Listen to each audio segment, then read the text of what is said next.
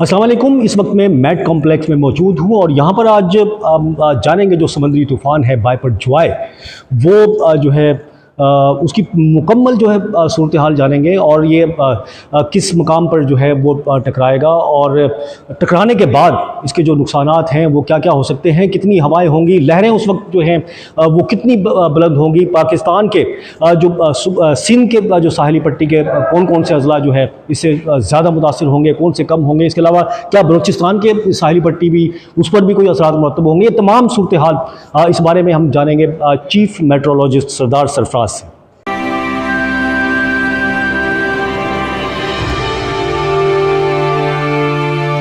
अस्सलाम वालेकुम सरदार साहब।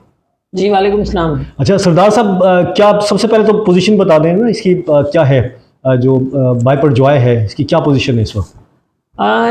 इस वक्त इसकी पोजीशन कराची के वही जनूब में मौजूद है। फासला उसका कम हुआ है कल से और शुमाल की तरफ ही मुसलसल बढ़ रहा है और इस तरह से 14 तारीख की सुबह तक यानी परसों तक ये शुमाल की तरफ शुमाल या स्लाइटली शुमाल मगरिब और फिर परसों के बाद शुमाल मशरक़ की जानिब इसका रुख हो जाएगा।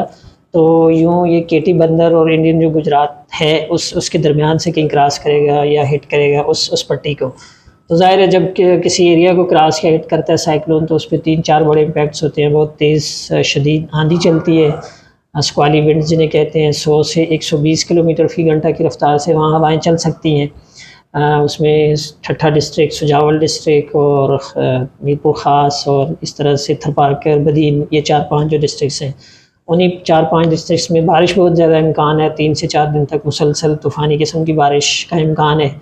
और फिर ये कि जिस साहिली पट्टी से टकराएगा वहाँ पर स्टॉर्म सर्ज जो लहरों की ऊंचाई है वो काफ़ी ज़्यादा हो जाती है, कोई 8 से 10-12 फीट तक ऊंची लहरें उठ सकती हैं। तो यूँ जो नशेबी इलाके होते हैं बिल्कुल जो ज़्यादातर फ़िशरमैन की आबादियाँ होती हैं अमूमन समंदर के साथ साथ, तो वहाँ पे पानी अंदर आ सकता है। तो वो मतलब ज़ेर आब आ सकते हैं वो इलाके। और कराची में भी तेज़ आंधी चल सकती है, बारिश का इम्कान है। आज और कल तो कराची में गर्मी रहेगी, इसकी वजह से जो टेम्परेचर 40 से ऊपर चला जाएगा। दिन के वक्त आपको एक तरह से लू की सी कैफियत महसूस होगी, इसलिए कि समुद्री हवा उसके अंदर ट्रैप हो रही है अब जो सी ब्रीज़ होती है। और अब जो खुश्क एरिया से राजस्थान की हवाएं चलेंगी कराची में आज भी और कल भी, तो इस लिहाज से यहाँ गर्मी हो जाएगी। और दूसरे शहरों में भी इसी तरह से ठट्ठा और मीरपुर ख़ास वगैरह, बदीन वगैरह की तरफ भी गर्मी बढ़ जाएगी।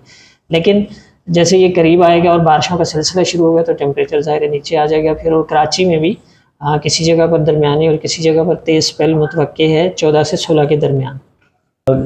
ये बलूचिस्तान का कोई साहिली पट्टी, कोई डिस्ट्रिक्ट कोई इससे मुतासिर होगा? जिस तरह से कराची, आपने कहा कराची मुतासिर होगा, हालांकि ये गुजरात की तरफ जाके इसका हिट होगा। ये बलूचिस्तान का साहिली पट्टी कोई भी डायरेक्ट तो मुतासर नहीं होगी, लेकिन वो इलाका जो कराची के साथ लगता है जैसे हब हो गया और आगे लसमीरा डिस्ट्रिक्ट की जनूबी साहिली पट्टी है, तो समंदर मतलब रफनेस समंदर में बढ़ने से, तुग़यानी बढ़ने से ज़ाहिर है कि पानी अंदर कुछ एरियाज़ में आ सकता है, दाखिल हो सकता है, लेकिन ऐसा डायरेक्ट नुकसान नहीं है होगा उस इलाके को, इसलिए कि अब उसका रुख इस तरफ ही है शुमाल मशरक़ की जानिब, तो बलूचिस्तान के साहिल से दूर हटता जा रहा है। बहुत शुक्रिया सरदार साहब, आपका बहुत शुक्रिया अपडेट करने का। सरदार साहब ने जो है पूरी तफसीलात बताई है